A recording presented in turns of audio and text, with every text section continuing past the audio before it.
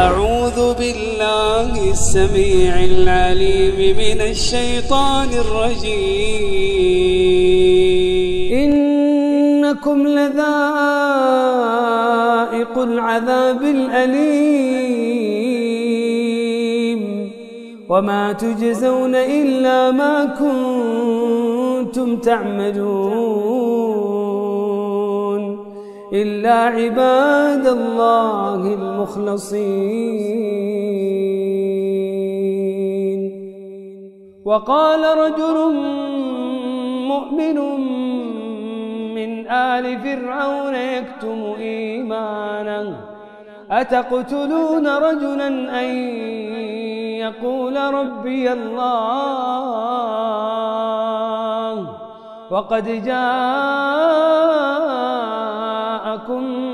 بالبينات من ربكم وإن يك كاذبا فعليه كذبه وإن يك صادقا يصبكم بعض الذي يعدكم إن الله لا يهدي من هو مسرف كذاب.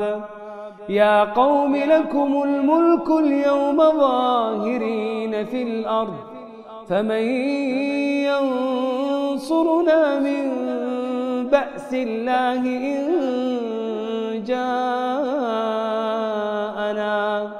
قال فرعون ما أريكم إلا ما أرى وما أهديكم إلا سبيل الرشاد. وقال الذي آمن